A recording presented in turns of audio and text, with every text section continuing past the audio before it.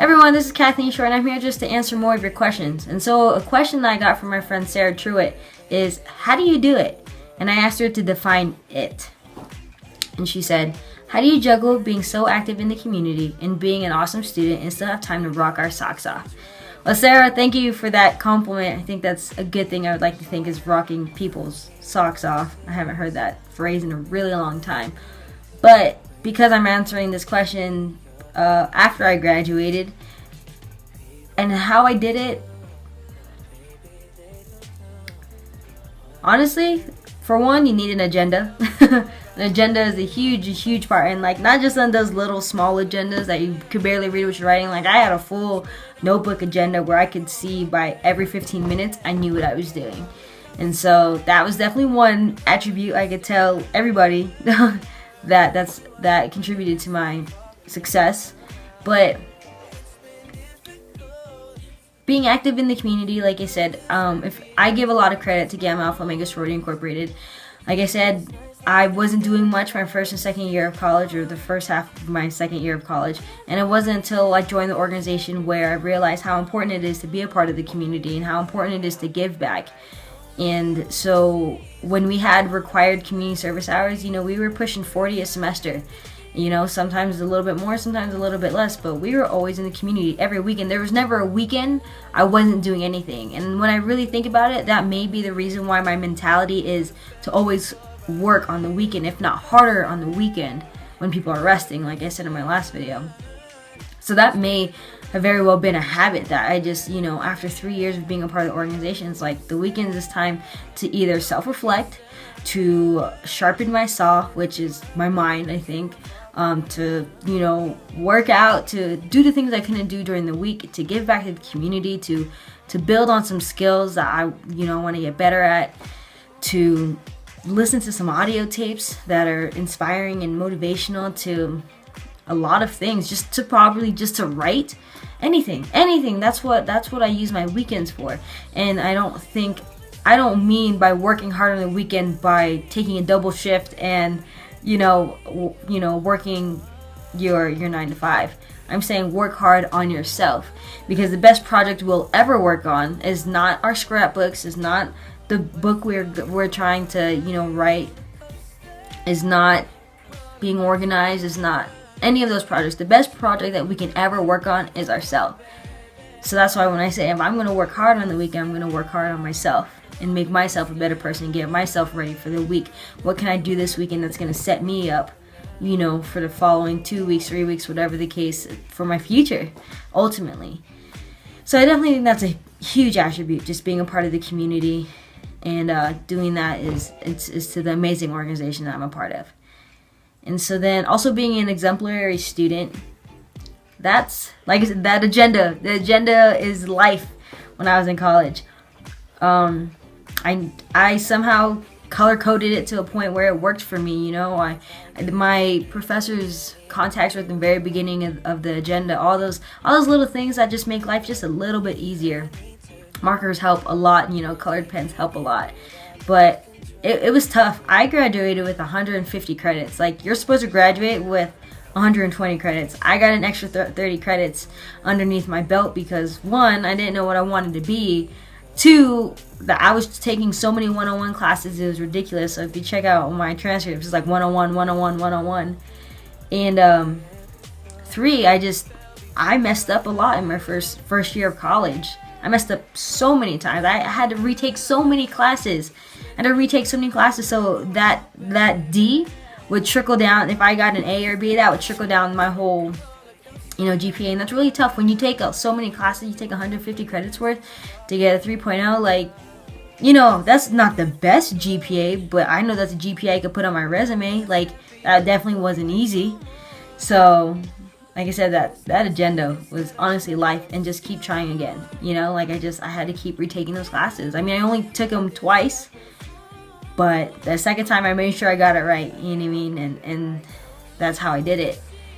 And so I think when you refer to still have time to rock our socks off. So when I tell you that I really do use my weekends to be productive, like I tell people all the time, like, if you want to hang out, can we be productive? Like, I love double dipping. Like, I'm not the type of person to, like, hang out just, like, I don't know, like, I don't, how people hang out, like, I'm just not much of a hangout person, like, and don't get me wrong, like, I could watch a movie, cool, things like that, but definitely when I was in school, like, if I were to hang out, I would love to just be at Starbucks, having a coffee, having a conversation, doing a little bit of homework on the side, things like that. I just, you know, or if we're both doing homework together, or if we're both being productive together, if we're both going for our dreams together. Like, I had this thing, I called them Famous Fridays, and me and my friend would, like, meet up, and, you know, we would sit in an area that was highly populated, so we'd have that white noise, and we would just go hard on our careers. Like, we would literally focus on our careers on Fridays, only on Fridays. So it's things like that. It's just making that time for the stuff that you're really passionate about. It's making that time to even find out what your passion is. So I think that's where a lot of people are, you know, slowing down, is because maybe they're waiting for the day that it just hits them square in the eye, and it's like, oh, that's my passion. And it's like, no, we have to avidly search for it, and that's what I feel. I have to avidly search for it. We have to find those passion points, or those times that we are most ourselves, remembering the times that we are most ourselves, whether if it's in a classroom, or whether it's in front of people, or whether it's on the court, or whether it's whatever the case people are doing, if it's with children, I don't know. But when you feel your most self, when I feel my most Kathleen, and trying to connect all those dots. I remember when I was 12, I remember I was 15, I remember I was 18, I remember when I was 22 and I did this. Connecting all those dots to make it all make sense. And finding out what our passion is. So I think because I was able to find my passion, and also because I was avidly looking for that passion, it was easy to rock your socks off, because I continued to go after it. I continued to discover, I continued to find it, I continued to create it.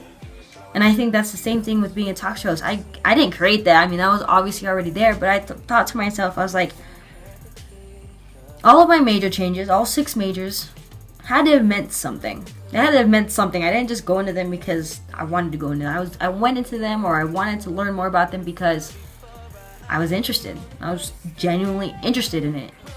And when you look at the fine details and the fine print, and you're just like, I don't know if I'm ready to do all that. Or that's definitely not my strong suit. You know, you change it. But the core value of it, I was still interested in it. So I tried thinking of, how can I connect all of these things that I'm interested in? You know, giving back to the community, being in front of people, being influential, being myself. That's a huge one. That's a huge one for me. If I can't be myself, if I can't say my ums and my ers and be sarcastic and have my jokes and, you know, be unprofessional sometimes, you know, and be 23 and be ridiculous, then I don't know how this is gonna work, you know. So that was a huge thing. It's like, where can I be myself? If I'm in front of the classroom, I can't. I mean, I could be myself, but I have to follow the system. You know, if I want to go into hotel and restaurant management, like whatever the case, like I know I could be myself, but where can I be myself where I'm appreciated for it and I'm loved for it? Because if you don't know about the 5 languages, I'm affirmation, and go look that up another time. But anyways, like I said, I found all my passion points. I figured out that I like all these things. I'm interested in all these things. Where can I do all of that at the same time? Talk show host.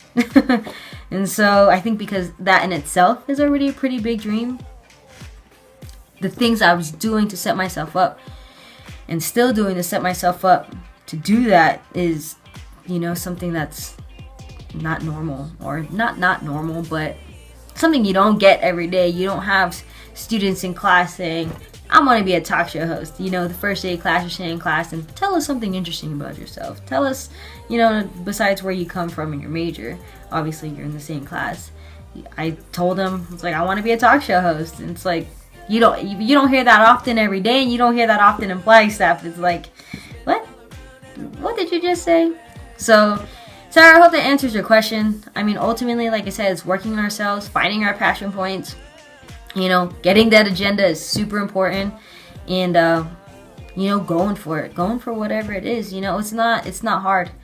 Oh, it's a little hard, but I don't know. Just we can't waste our time on things that, you know, don't help us. You know, they're just only hurting us. So think about that. And I hope I answered your question. If not, then I don't know. I answered some sort of question, but hope y'all enjoyed this video.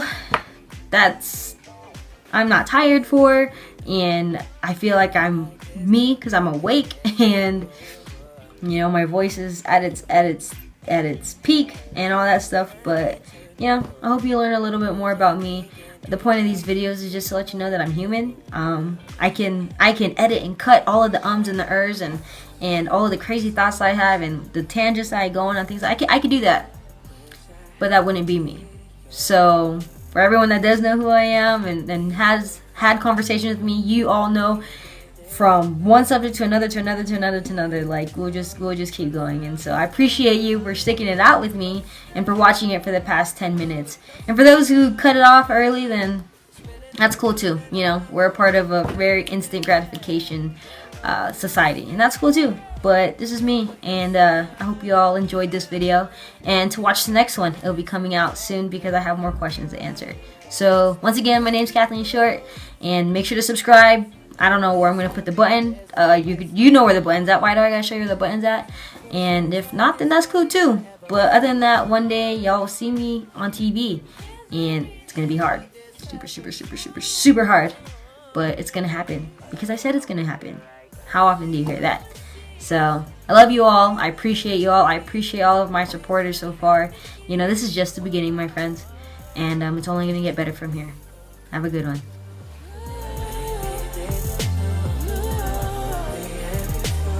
But it fell before our eyes.